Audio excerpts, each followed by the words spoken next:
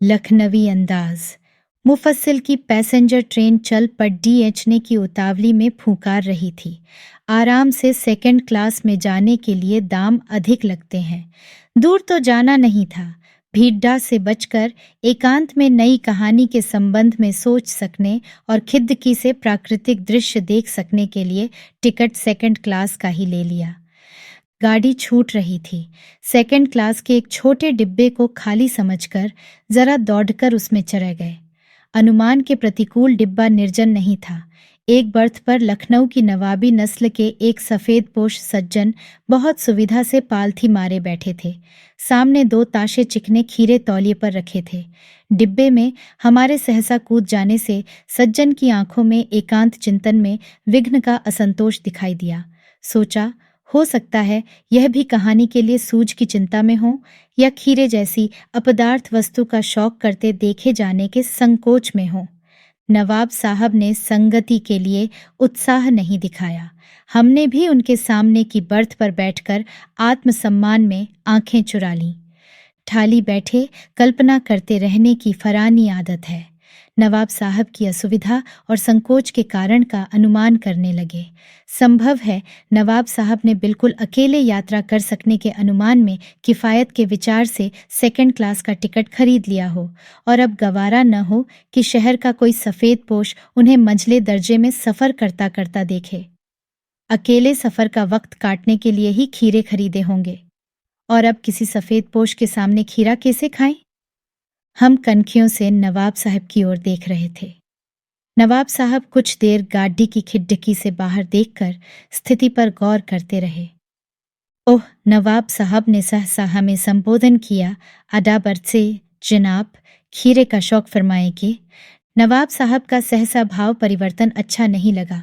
भांप लिया, आप शराफत का गुमान बनाए रखने के लिए हमें भी मामूली लोगों की हरकत में लथेडेच लेना चाहते हैं। जवाब दिया, शुक्रिया, किबला शौक फरमाए। नवाब साहब ने फिर एक पल खिड़की से बाहर देखकर गौर किया और दृढ़ निश्चय से खीरों के नीचे रखा तौलिया झाड़ ढकर सामने बिछा लिया। सीट के नीचे से लौटा उठाकर दोनों खीरों को खिड़की से बाहर धोया और तौलिए से पोंछ लिया।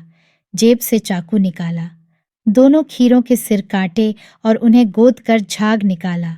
फिर खीरों को बहुत एहतियात से छीलकर फांकों को करीने से तौलिए पर सजाते गए। लखनऊ स्टेशन पर खीरा बेचने वाले खीरे के इस्तेमाल का तरीका जानते हैं। ग्राहक के लिए जीरा मिला नमक और पिसी हुई लाल मिर्च की फडीडहिया भी हाजिर कर देते हैं।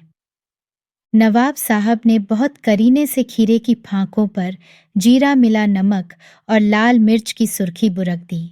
उनकी प्रत्येक भाव भंगिमा और जब्तों के स्फुरण से स्पष्ट था कि उस प्रक्रिया में उनका मुख खीरे के रसास्वादन की कल्पना से प्लावित हो रहा था। हम कनखियों से देखकर सोच रहे थे, मियाँ रईस बनते हैं लेकिन लोगों की नज़रों से बच सकने के ख्याल में अपनी असलियत पर उतर आए हैं। नवाब साहब ने फिर एक बार हमारी ओर देख लिया।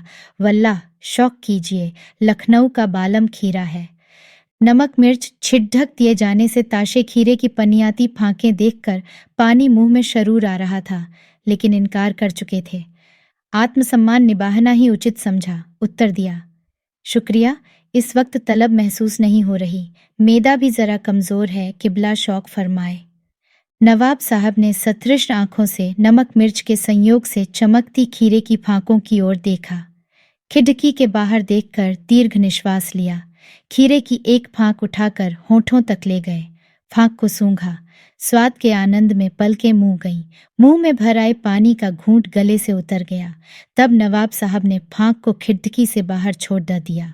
नवाब साहब खीरे की फांकों को नाक के पास ले जाकर वासना से रसास्वादन कर खिड़की के बाहर फेंकते गए। नवाब साहब ने खीरे की सब फांकों को खिड़की के बाहर फेंककर तौलिए से हाथ और होंठ पोंछ लिए और गर्व से गुलाबी आंखों से हमारी ओर देख लिया, मानो कह रहे हों, यह है खानदानी रईसों का तरीका। नवाब साहब खीरे की तैयारी और इस्तेमाल से थककर लेट गए।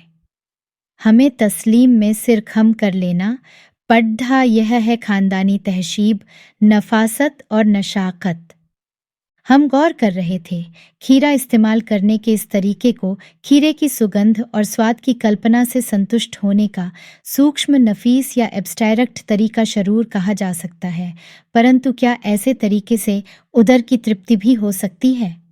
नवाब साहब की ओर से भरे पेट के ऊंफ डकार का शब्द सुनाई दिया और नवाब साहब ने हमारी ओर देखकर कह दिया, खीरा लशीश होता है, लेकिन होता है शकील, नामुराद, मेदे पर बोझ डाल देता है। ज्ञान चक्षु खुल गए। पहचाना ये हैं नई कहानी के लेखक। खीरे की सुगंध और स्वाद की कल्पना से पेट भर जाने का डकार आ सकता है, तो बिना विचार, घटना और पात्रों के लेखक की इच्छा मात्रा से नई कहानी क्यों नहीं बन सकती?